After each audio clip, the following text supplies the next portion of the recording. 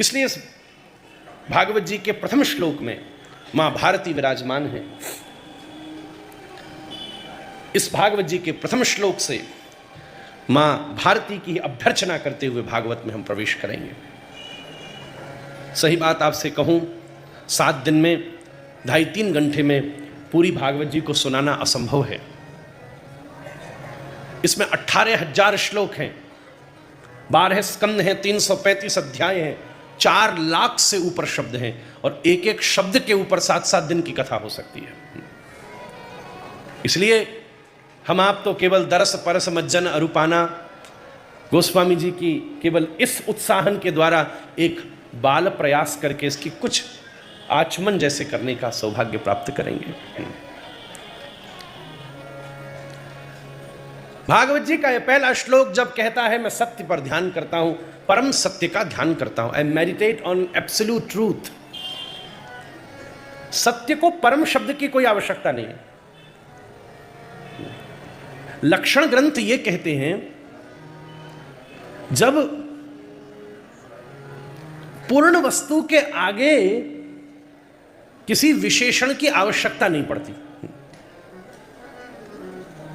मैं ज्यादा तो नहीं कह सकता, पर थोड़ी बहुत सिंह साहब से जब वार्तालाप मेरी होती है, कोई इंटेरोगेशन में अपने सत्य को प्रमाणित करने के लिए जबरदस्ती ज्यादा कसम खाए तो सस्पिशन ज्यादा ही होता है।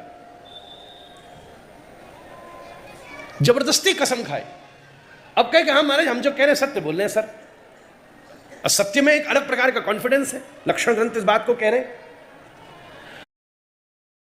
जबरदस्ती भय में ग्रसित होकर, यह सही बात है, जब कभी सत्य को प्रमाणित करने की आवश्यकता होती है तब विशेषणों का प्रयोग होता है ज्यादा। और भागवत जी का पहला श्लोक कह रहा है सत्य को विशेषण का प्रयोग लगा रहा है, परम सत्य। यहां परम शब्द की आवश्यकता क्या है? मध्व दर्शन, मध्व गण, देखिए अलग अलग दर्शन है, अचिंत भेद भेद दर्शन के अनुसार सिद्धांत ग्रंथों का आश्रय लेकर मैं विनती करूं। शक्ति और शक्तिधर का जोड़ा है, यह संपूर्ण संसार माया शक्ति का परिणाम है, जीव तटस्था शक्ति का परिणाम है, परिणामवाद और विवर्तवाद के संयोग से। यह विषय सबके लिए थोड़ा कठिन पड़ेगा, पर सब न्याय वेदांत के महाराज बैठे, कुछ बिन की भी तृप्ति होनी चाहिए महाराज, आप सबकी भी होनी चाहिए। इस परिवेश से यहां परम शब्द का प्रयोग किया गया। मैं परम सत्य का ध्यान करता हूं और मेरी दृष्टि में इस समय अगर कोई त्रिकाल अबाधित, मैंने कहा सत्य वो है जो तीनों कालों में अबाधित रहे, और हमें ऐसा लगता है वर्तमान समय में भारतवर्ष भी त्रिकाल अबाधित ही है महाराज। इसलिए इस वर्ष को सनातन कहा गया है महाराज। दुनिया में कोई ऐसी सभ्यता नहीं है जहां इतने इतने आतताइयों के द्वारा आक्रमण किया हो, आक्रांताओं ने जहां प्रवेश किया हो, 1000 वर्ष से ज्यादा भी जो विदेशी आक्रांताओं के द्वारा प्रभावशाली रहा हो, पर उसके बाद भी आज जब हम महामंडलेश्वर जी के साथ, भरतदास जी महाराज के साथ, सिंह साहब के साथ कुछ दूरी के ऊपर जाते हैं तो आज भी हमको भीम के द्वारा स्थापित महादेव का दर्शन होता है महाराज। बड़े बड़े देशों में उसकी सभ्यता का नामो निशान मिट गया महाराज, पर भारत भी त्रिकाल अबाधित है महाराज। इसलिए मैं सत्यम परम धीमहि के रूप में वंदे मातरम कहकर इस मां भारती को ही इस व्यासपीठ से प्रणाम करता हूं महाराज। ये भारतवर्ष भी त्रिकाल अबाधित है, यहां की संस्कृति त्रिकाल अबाधित है महाराज। इतनी डाइवर्सिटी होने के बाद भी एकत्वता विराजमान है, और यहां की बड़ी से बड़ी सभ्यता, अरे इस शहर में भी रहकर कितना भी हल्ला मचा लिया जाए, कितनी बार भी सोमनाथ के मंदिर को ग्रसित करने का प्रयास किया जाए, पर कोई न कोई भगवान का पार्षद इस देश में आ ही जाता है और फिर से सिद्धेश्वर महादेव का प्रकाश हो ही जाता है महाराज। त्रिकाल अबाधित है महाराज। अरे कितना भी नामो निशान मिटा दिया जाए और बड़े से बड़ा विकास करा दिया जाए, फिर भी नंदी तो अभी भी दृढ़ होकर खड़ा ही रहता है महाराज, जो त्रिकाल अबाधिता का प्रमाण देता रहता है। और सही बात है, नंदी के पीछे हों तो महादेव छोटे ही रूप में होते हैं, पर नंदी के आगे विराजमान हो तो वो भी अपना स्वरूप विराट होकर विराजमान कर लेते हैं महाराज। कैसी भी स्थिति क्यों ना हो। मैं तो साक्षी रहा जब भूमि पूजन हुआ, मैं तो साक्षी रहा जब मूर्ति प्रतिष्ठा हुई, तब बोध होता है कि भारतवर्ष की भूमि निश्चित रूप से त्रिकाल अबाधित है महाराज। यहाँ की संस्कृति, यहाँ का प्रकाश, आप आश्चर्य करिएगा, आज 1000 वर्ष की आक्रमण और आक्रांताओं के पश्चात भी आज यहाँ जब भागवत और रामायण की कथाओं के समायोजन होते हैं तो जन समूह एकत्रित होकर अपने जीवन की परमानंद की अनुभूति करता है महाराज। आस पड़ोस के अनेक देश हैं जो इन वर्षों में अपने मूलभूत नामो निशान को मिटा चुके हैं, जहां उनकी मूलभूत सभ्यता इस रूप में रही भी होगी, इस बात का बोध भी नहीं है। मूल प्रक्रिया ही बदल गई। पर उसके बाद भी ये भारत की अटल भूमि इतने लंबे प्रयास के पश्चात भी नालंदा का विश्वविद्यालय भस्मीभूत कर दिया जाए, उसके बाद भी आयुर्वेद, ज्योतिष, वेद जैसे अद्वितीय विषयों को वर्तमान समय में संरक्षण करता है। अभी भी यहाँ का बच्चा राम, कृष्ण और शिव की परंपरा से परिचित है महाराज है। इसलिए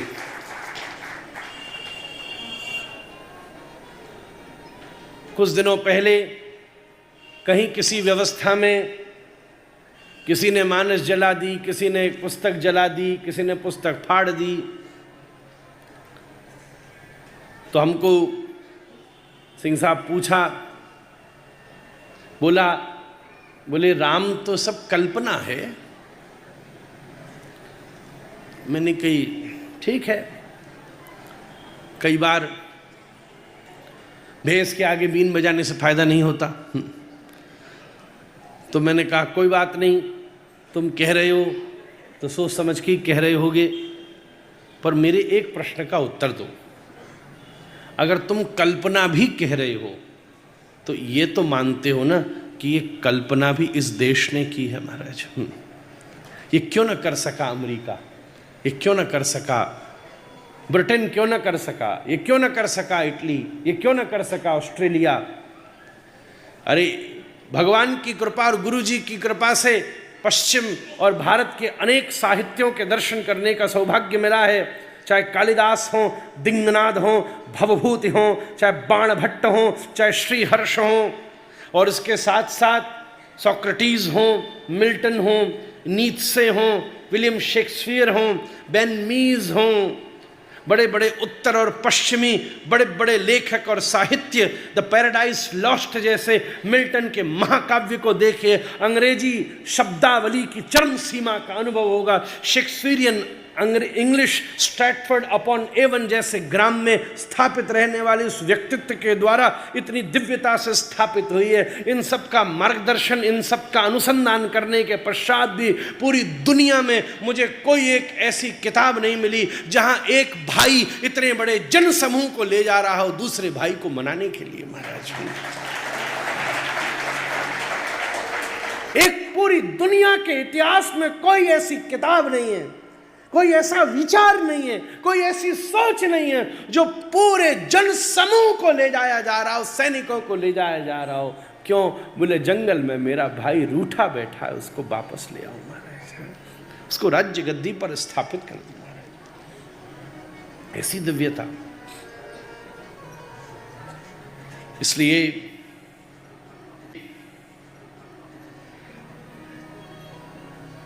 ये दिव्य भारत की भूमि अखंड है महाराज, और उसकी अखंडता की जिम्मेदारी हम सब के ऊपर ही विद्यमान रहती है।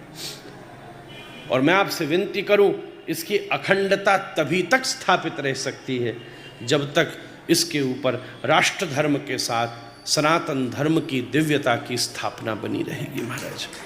अन्यथा जहां जहां इस प्रकार की अन्य सभ्यताओं का विस्तार होता है, वहां मूल सभ्यता की समाप्ति हो जाती है। अनेक तटवर्ती क्षेत्रों में, अनेक पड़ोसी क्षेत्रों में इस बात की व्यवस्था हमने बड़ी प्रकाशता से देखी है। कुछ समय पहले पड़ोस में स्थित देश में किस प्रकार आक्रांताओं के द्वारा किस प्रकार मंदिरों के साथ ऐसी घटना घटित की गई। वहाँ के, क्योंकि बांग्लादेश की धरती पर चैतन्य महाप्रभु की परंपरा का प्रभाव, सिंह साहब कई गौड़ीय संप्रदाय के महात्मा और महापुरुष विद्यमान हैं जिनका मेरे साथ संवाद रहा। जिस प्रकार की घटनाओं का जो प्रकाशित न हो सकें, जो सामने न निकल सकें, जिस प्रकार की घटनाओं का उन्होंने वर्णन किया, इस व्यासपीठ से कहने की भी संभावना नहीं है महाराज। इसलिए इस माँ भारती के दिव्य मंगल में उपक्रम को मैं सत्यम परम धीमहि कहकर बड़े प्रेम से ध्यान करता हूँ महाराज। वो भारती जो षड ऋतुओं से युक्त है, भाव राग और ताल से युक्त है, जो भरत से युक्त है, षड ऋतुओं से युक्त, दिव्य भाषाओं से युक्त, संगीत से युक्त, संगीत की तारतम्यताओं से युक्त, खाद्यान्यों से युक्त, किसान और जवान से युक्त ये दिव्य मंगलमयी माँ भारती के ही इस परम सत्तामय सत्य स्वरूप को अभिनंदन पूर्वक, प्रणिपात पूर्वक भागवत के मंगलाचरणात्मक श्लोक में मैं उसका ध्यान करता हूँ, जो कैसी है। इस श्लोक पर वेदांतिक व्याख्या हमको कई बार करने का अवसर मिला। अयोध्या में कथा हुई तब राम परख व्याख्या करने का अवसर मिला महाराज जी के आश्रम में। जब राम जन्मभूमि के पश्चात भागवत जी कथा हो रही थी तो भागवत जी के पहले श्लोक में राम परख व्याख्या हुई। अलग अलग क्षेत्र में अलग अलग व्याख्याओं की व्यवस्था सौभाग्य मिलता है, जिसका प्रवेश हो वो उसके साथ ही आनंद लेता है। पर आज हृदय में ऐसी इच्छा जागृत हो गई कि इस भागवत के प्रथम श्लोक में माँ भगवती की अभ्यर्चना करने का, भारती की अभ्यर्चना करने का सौभाग्य आप जब चित्रपट लेकर के आए तभी हृदय में जिज्ञासा जागृत हो गई। इसलिए ये भारती कैसी हैं? वास्तव में जन्माद्यस्य यतः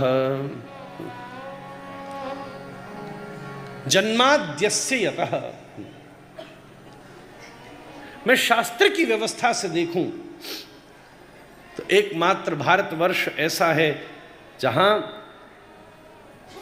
बहुत विनम्रता से विनती कर रहा हूं, पूरी दुनिया बड़ी अच्छी है। उदार चरिता नाम तो वसुधैव कुटुंबकम, उदार चरित्रवानों के लिए पूरी दुनिया ही परिवार के समान है। पर मैं आपसे सत्य कहूं, इस पूरी दुनिया में इंसान जन्म लेते हैं, पर एकमात्र भारत की भूमि ऐसी है जहां भगवान भी जन्म लेते हैं। भगवान भी जन्म लेते हैं।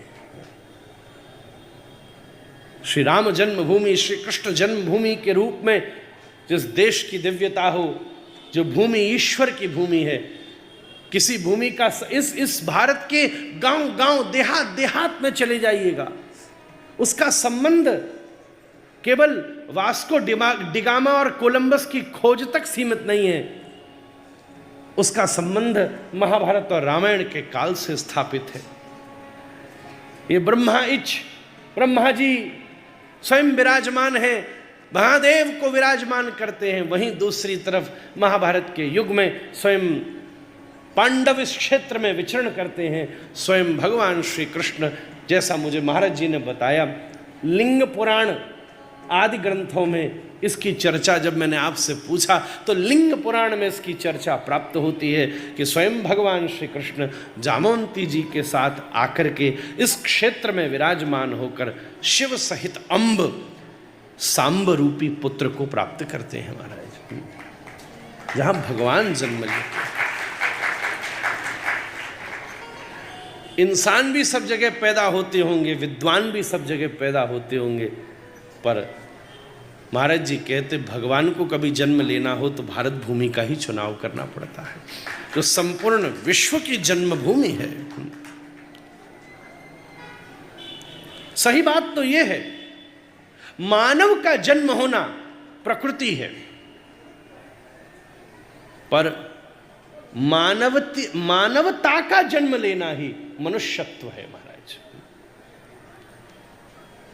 महावाक्यों में 3 चीज ही तो सबसे श्रेष्ठ है, मनुष्यत्वम, मुमुक्षत्वम, महापुरुष संश्रयः।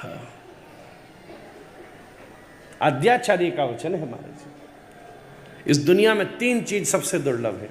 सबसे पहले ह्यूमैनिटी, ह्यूमन सब जगह मिल सकता है, ह्यूमैनिटी सब जगह नहीं मिल सकती। एक बात मैं आपसे पूरी दुनिया में भ्रमण करने के बाद आपसे एक बात कहूं, पूरी दुनिया में सम्मान का स्तर बड़ा अच्छा देखा है मैंने। ऐसी बात नहीं है, ग्रीटिंग्स और सम्मान, कोई अननोन व्यक्ति भी किसी बगीचे में घूमता जा रहा होगा तो सामने वाले व्यक्ति को एकदम गुड मॉर्निंग कह देगा। ग्रीटिंग्स और रिस्पेक्ट बहुत हाई लेवल के ऊपर दुनिया में देखने को मिल सकती है, पर इस भारत में एक बड़ा अद्भुत कॉन्सेप्ट है जो पूरी दुनिया में कहीं नहीं देखा गया, और वो आपको सच कहूं, उस कॉन्सेप्ट का नाम है श्रद्धा। पूरी दुनिया में सम्मान का अनुसंधान हुआ है, पर भारतवर्ष एकमात्र ऐसा है जहां एक कदम और आगे बढ़ा। कोई है, कोई श्रेय अच्छा व्यक्ति है, इस बात का अवलोकन करना सम्मान है, पर मेरे सामने स्वयं भगवान ही बैठा है, इस बात का अवलोकन करना श्रद्धा है महाराज। ये भारत की भूमि ऐसी है जो हर वस्तु के साथ श्रद्धा को जोड़ लेती है। हाथी भी जा रहा होगा, बाहर का आदमी कहेगा ओ एलिफेंट जा रहा है, भारत का व्यक्ति हाथ जोड़ देगा, लगता है स्वयं गणेश जी जा रहे हैं महाराज। पूरी दुनिया ने, जब भारत ने कहा गंगा मैया है, तब दुनिया के लोग हंसा करते थे, ये नदी को अपनी मां मानते हैं। अब यूनाइटेड नेशन से लेकर पूरी दुनिया के बड़े बड़े प्लेटफॉर्म के ऊपर घोषणा की जाती है, सेव रिवर्स, नदियों को बचाइए। हमने कहा वृक्ष देवता है, उस समय हमारे ऊपर हंसा जाता है। आज पूरी दुनिया में नियंत्रित, यहां तक कि अपराध तक घोषित हो गया, धाराएं लगा दी गई अगर किसी वृक्ष के ऊपर भी अत्याचार किया गया तो। एनिमल राइट्स, ह्यूमन राइट्स की बड़ी बड़ी बातें इस भारतीय सभ्यता में मूलभूत रूप से स्थापित हैं। हमने नदियों को मां कहकर घोषित किया, हमने वृक्षों को देवता कहकर घोषित किया। सिंह का दर्शन हो जाए तो दुनिया वाले लोग डर सकते हैं, फोटो खींच सकते हैं, पर किसी भारतीय को सिंह का दर्शन हो जाए तो नरसिंह कहकर प्रणाम भी कर सकता है महाराज। ये जो एक सभ्यता, श्रद्धा, आदौ श्रद्धा ततस्तादु संगोत भजन क्रिया,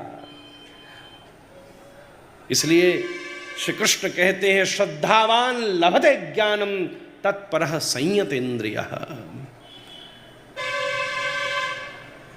श्रद्धा, मात पिता गुरु नहावहि माथा, ये सम्मान से नहीं हो सकता, ये श्रद्धा से हो सकता है। माता पिता के प्रति जीव की श्रद्धा, गुरु के प्रति श्रद्धा। मैं आपको सच बात कहूं, कई प्रतिकूलताओं के बाद भी जब कोई इस राष्ट्र की रक्षा के लिए आगे बढ़ता है तो वो केवल व्यवस्था के कारण आगे नहीं बढ़ता, श्रद्धा के कारण आगे बढ़ता है। जन्माद्यस्य यतः।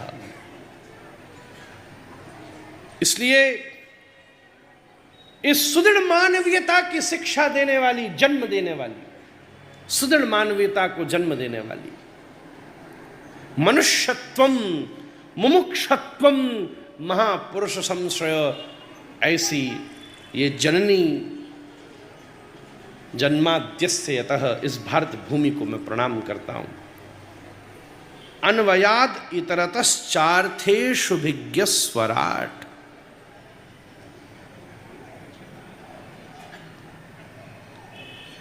अन्वयाद इतरतः, इस भूमि में बड़ी एक भिन्नता है। वैसे देखा जाए सांख्य की दृष्टि से महाराज जी, तो इसका अर्थ रहेगा निमित्तोपादान कारणभूत, परंतु अन्वयाद इतरतः का अर्थ होता है, अन्वय मतलब मिल जाना, घुल जाना, इतरतः मतलब भिन्नता। सरल भाषा में एक तरफ देखा जाए तो वो भारतवर्ष जहां हर 200 किलोमीटर में भाषा बदल जाती है, ये भारतवर्ष जहां हर 200 किलोमीटर में पहनावा बदल जाता है, ये भारतवर्ष जहां हर 200 किलोमीटर में भोजन बदल जाता है। एक ही आटा है पर कितनी प्रकार से प्रयोग में आता है। एक ही वस्तु, हर राज्य का अपना प्रभाव। गुजरात में चले जाइए, हर चीज में मीठा डलता है, रोटी भी मीठी, चावल भी मीठा, नमक को भी मीठू कहते हैं। दक्षिण में चले जाइए, हर चीज में इमली डलती है, उनको खुली छूट दे दी जाए तो वो खीर में भी थोड़ी इमली डाल देंगे। सबका अपना। राजस्थान में चले जाइए, ओहो ऐसा घी, जून जुलाई की गर्मी में भीषण महाराज। हर राज्य का, हर स्थान का अपना अपना सूक्ष्म प्रभाव है। 24 घंटे आदमी आपको चाहे शिव का स्मरण करते न मिले पर पान खाता जरूर मिलेगा महाराज। और मलइयो सर्दी के समय अब शुरू हो जाएगा थोड़ी देर में। सबकी अपनी अपनी दिव्यता है महाराज। कोई कुछ ऐसी भाषा का भेद, इतरतः, इतनी इतरता है कि पूरी दुनिया आश्चर्य में पड़ी हुई है। पर उसके साथ भी एक अन्वयता व्याप्त होती है जब बात राष्ट्रवाद की होती है, जब बात भारतवर्ष की होती है, जब बात सेवा की होती है, जब बात धर्म की होती है। और अगर ये एकता स्थापित नहीं होगी तब उस अनेकता का भी आनंद लेना संभव नहीं है महाराज। अन्वयात इतरता। दुनिया में कोई ऐसा देश नहीं है जहाँ इतनी डाइवर्सिटी हो और उस डाइवर्सिटी होने के बाद भी एक साथ एकत्वता स्थापित हो रही हो महाराज। हर भाषा में, हर व्यवस्था में। मानस को पढ़कर देखिए, कभी अवधि का दर्शन होगा, कभी ब्रजभाषा का दर्शन होगा। एक ही ग्रंथ में अनेक भाषाओं का स्पर्श है, पर उसके साथ भी एक समन्वयता है कि रामायणे निगदितम कुचिदन्यतोपि, एक सूत्र में पूरे चरित्र को स्थापित किया गया है। अन्वयात इतरतः चार्थेषु विज्ञ स्वराट। सही बात तो यह है, स्वराट, चार्थेषु विज्ञ स्वराट। ये जो स्वराज की स्थापना है,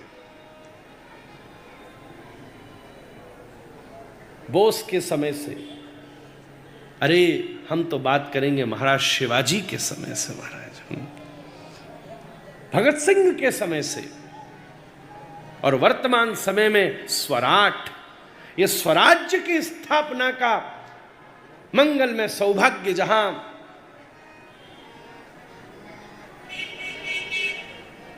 ज्यादा तो नहीं बोलना चाहिए, मुंह पे तो आ गई थी बात, पर ठीक है, यहां हमको सब कुछ सुविधा मिली है, उसका मतलब उसका दुरुपयोग भी नहीं करूं। यहां तक तो बात आ गई थी, बाद में मैं सब महात्माओं को कह दूंगा क्या कहने वाला था।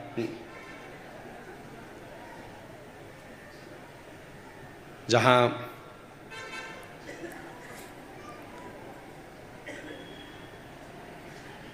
बड़ा अद्भुत जीजाबाई का चरित्र वर्णित होता है।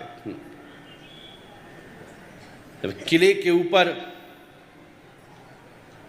राज्य स्थापित हो गया तो बोली मैं भोजन नहीं करूंगी और तब तक मुझसे मिलने नहीं आना, तब तक उस किले को जीत न जाओ महाराज। ऐसे स्वराज्य की स्थापना करने वाला ये स्वराट, ये स्वराज्य की स्थापना का विचार पूरे संसार में कहीं और उत्पन्न नहीं होता। चार्थेषु विज्ञ स्वराट तेने ब्रह्म हृदय आदि कवये। ये भूमि जहां अनवरत रूप से ऋषियों के द्वारा ब्रह्मा जी से लेकर सृष्टि की उत्पत्ति से लेकर आज तक जहां ऋषियों ने बड़े बड़े ज्ञान की स्थापना की है, जिस भारत की महिमा को गाते गाते बड़े बड़े सूर्य भी मोहित हो जाते हैं। तेजो वारि मृदाम यथा विनिमयो। दक्षिण की तपस्या, उत्तर की करुणा और मध्य की स्थिरता, इन तीनों से युक्त ये भारतवर्ष। तेजो वारि मृदाम। भारत के मुकुट की तरफ दर्शन कीजिए तो एवरेस्ट की ऊंचाई है, मध्य में दर्शन कीजिए तो माटी की सौम्यता है, और दक्षिण की तरफ दर्शन कीजिए तो समुद्र की लहरियों से सुसज्जित ये भारतवर्ष की भूमि। तेजो वारि मृदाम यथा विनिमयो।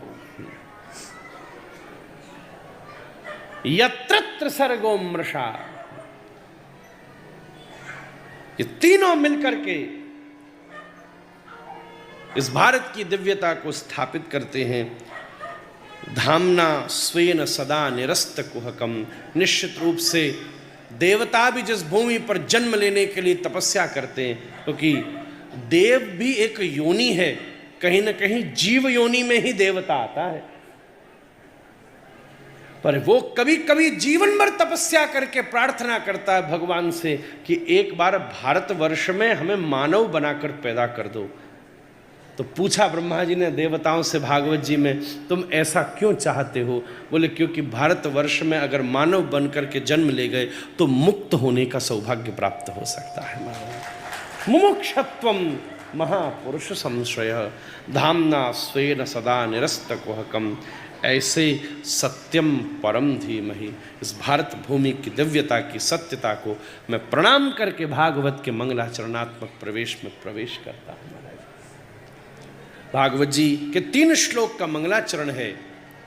दूसरा श्लोक धर्म की बात करता है, ड्यूटी।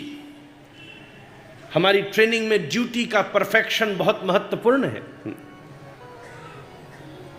जो उसकी व्यवस्था है,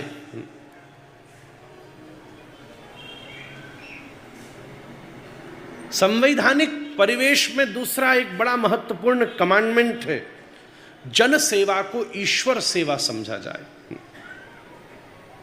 सर्व the public with purity and compassion. पुलिसीय ट्रेनिंग के इस कमांडमेंट का सूत्र भागवत के दूसरे श्लोक में घटित होता है। धर्मः प्रोज्झत कई तवोत्र परमो निर्मत सराणाम सताम वेद्यम वास्तवमत्र वस्तु शिवदम तापत्रयोन्मूलनम। श्रीमद्भागवते महामुनिकृते किंबा परैरीश्वरः सद्यो हृदय वरुध्यते कृतभिः शुश्रूषुभिस्तक्षणात्। इन 3 श्लोकों का मंगलाचरण करते हैं। भागवत जी की कथा में 4 घाट हैं। आप ध्यान से इसकी भूमिका सुने।